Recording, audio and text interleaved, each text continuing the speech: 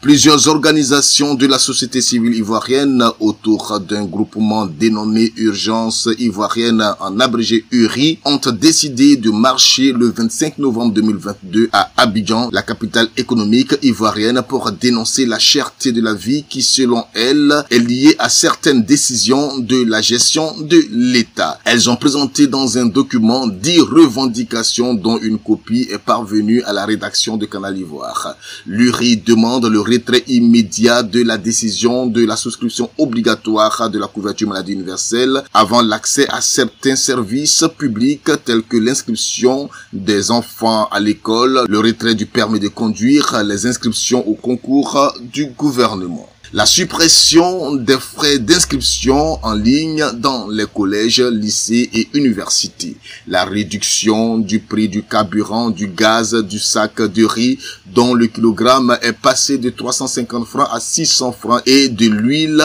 de ménage. La suppression des institutions jugées inutiles et budgétivores telles que la vice-présidence de la République, le Sénat, la grande médiation, les ministres-gouverneurs, etc. La réduction du budget de souveraineté du président de la République, la revalorisation des prix d'achat des matières premières, café, cacao, EVA, etc., le dédommagement effectif des déguerpis, la libération des prisonniers d'opinion dont Madame Pulchéry Balé. Le capitaine Cyril Djeyi, porte-parole de Urgence ivoirienne et par ailleurs président de l'ONG Pro Côte d'Ivoire, nous livre les enjeux de cette marche dans une interview téléphonique. Alors, depuis quelques jours, on entend parler d'une marche qui va avoir lieu le 25 novembre. Alors, de quoi est-ce qu'il s'agit? Vous revendiquez quoi? Nous revendiquons 10 points. Et ce sont des points qui sont très importants pour ce qui concerne la vie des Ivoiriens. Ce sont des points qui sont concentrés uniquement sur les faits sociaux. Et si vous voulez, je peux vous dire ces 10 points-là, si vous me permettez. Oui, allez-y. Ok. En un premier point, nous avons demandé le retrait immédiat de la décision de la souscription obligatoire de la couverture maladie universelle. Parce que vous savez que l'État a pris un décret exigeant tous les Ivoiriens, tous les citoyens à souscrire obligatoirement à la carte de CEMU, la couverture maladie universelle, avant l'accès des services publics. Chose que nous ne pouvons pas accepter parce qu'on ne peut pas rendre une assurance obligatoire. Je pense que l'assurance est facultative.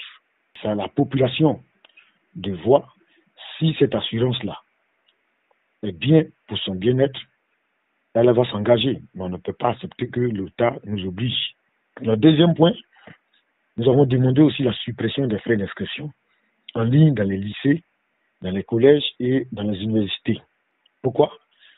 Parce que quand on finit de faire les inscriptions en ligne, ce que l'État ne dit pas, c'est qu'on va encore à l'école. On va encore à l'école, dans ces collèges, lycées et universités, pour faire des inscriptions physiques, qui fait une double inscription aux parents d'élèves que nous sommes. Et ça, nous ne pouvons pas accepter parce que c'est du trop. Troisième point, nous demandons la réduction du prix du carburant, parce que nous estimons que la Côte d'Ivoire produit le pétrole, ici. Il y a eu même dernièrement des gisements de pétrole qui ont été retrouvés. Donc, on ne peut pas comprendre pourquoi est-ce que notre pétrole augmente en une année, en moins d'une année, notre pétrole, le prix du carburant augmente plus de 3 fois. Ça, nous ne pouvons pas accepter.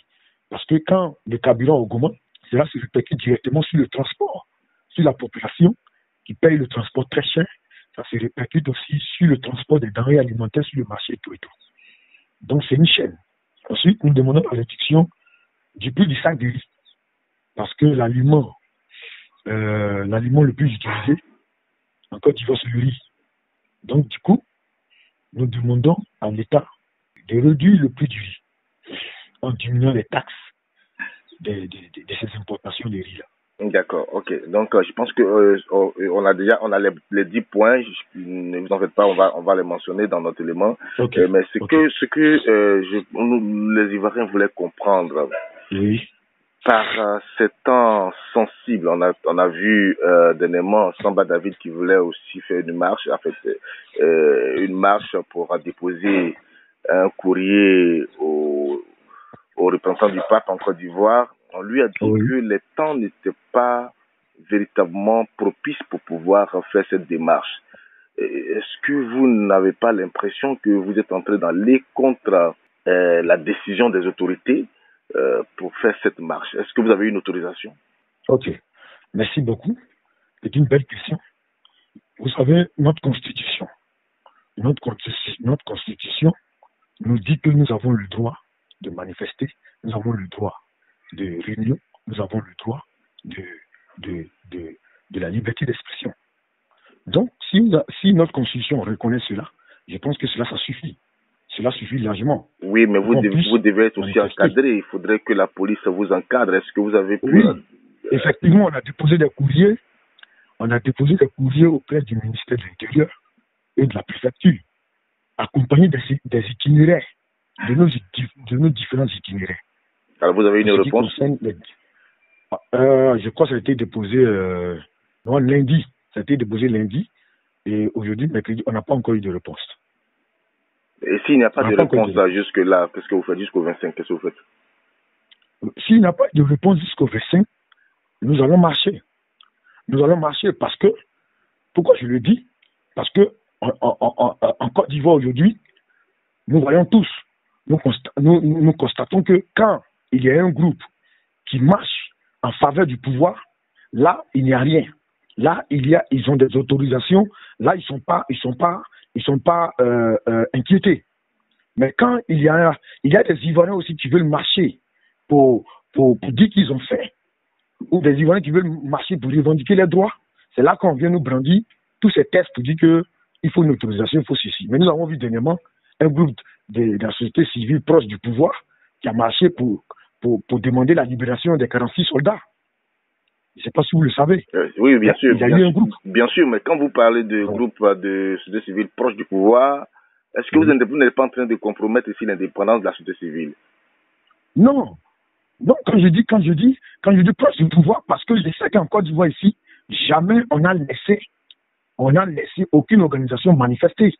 Mais pourquoi eux, on les laisse manifester? Il y a problème.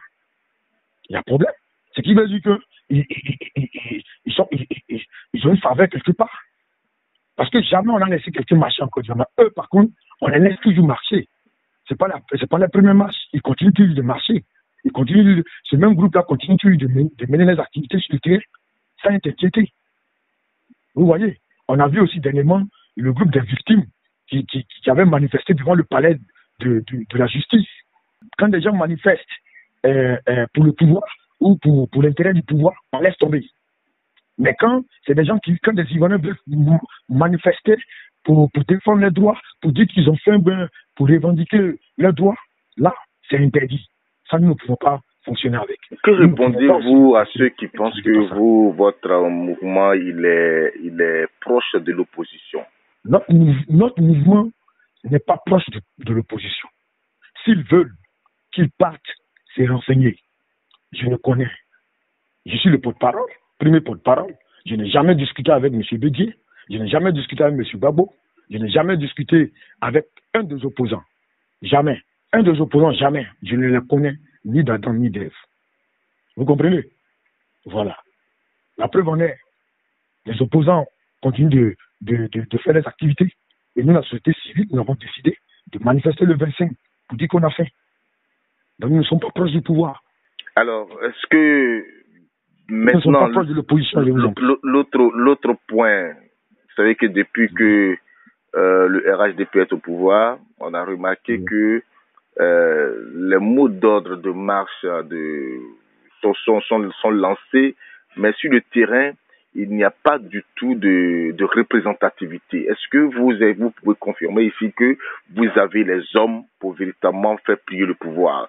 Des revendications, vos sujets sont intéressants, mais est-ce que vous avez véritablement la représentativité pour amener le pouvoir à vous écouter? Oui. Nous avons des hommes, nous avons des membres, nous avons des sympathisants. L'Agence ivoirienne a des hommes, l'Agence ivoirienne a des membres, a des sympathisants. Et partout dans les 10 communes d'Abidjan, et même dans les banlieues. Et nous avons démontré notre force, nous avons fait une démonstration de force le 15 août à Kouté. À Kouté, nous avons eu, c'est là-bas que nous avons lancé notre mot d'ordre de marche du 25, où nous avons eu une assemblée générale avec tous nos membres. Et la salle était archi con. Donc, nous avons des hommes pour envahir les rues. Nous avons des hommes pour mettre la pression. Nous avons des hommes pour protester et pour mettre la pression sur le gouvernement. Alors, il n'y a jamais de marche en Côte d'Ivoire sans effusion de sang. Et c'est ce que peut-être l'Ivoirien lambda, qui est un peu loin, craint. Quelles sont les dispositions que vous avez prises pour éviter qu'on trouve encore des Kofi Toussaint ce 25-là? Il faut dire que nous avons demandé au gouvernement de nous encadrer. Nous avons fait des courriers pour demander au gouvernement de nous encadrer. Maintenant, si pour la énième fois encore, les Ivoiriens sortent pour revendiquer leurs droits et qu'ils sont encore tués ou blessés, cela démontrera encore à l'opinion nationale et internationale qu'en Côte d'Ivoire, il n'y a pas de démocratie et que nous sommes sous une dictature. Et alors, en ce moment-là, le monde entier sera témoin. Alors, vous avez un dernier message à lancer peut-être à l'endroit des Ivoiriens qui voulaient en savoir plus sur cette marche? Oui. Les dispositions pratiques peut-être. Je voudrais dire aux Ivoiriens, au peuple de Côte d'Ivoire, aux vaillants patriotes, de rester mobilisés, de rester debout. Parce que il s'agit de revendiquer nos droits. Nous avons faim. Oui, nous avons faim. Et le droit pour l'État, le devoir de l'État, c'est de nous donner assez à manger, de nous donner assez suffisamment à manger. Et si l'État ne nous donne pas cela, c'est de notre droit de revendiquer. Donc je demande aux Ivoiriens de rester sereins et que nous sommes en train de travailler, nous sommes à pied d'œuvre pour que la manifestation du 25 novembre ait lieu si nous n'avons pas eu gain de cause venant de l'État. La manifestation aura bien et bien lieu.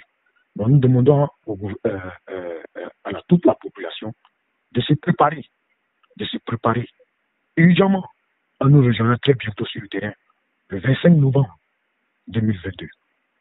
Je vous remercie. Merci beaucoup, monsieur.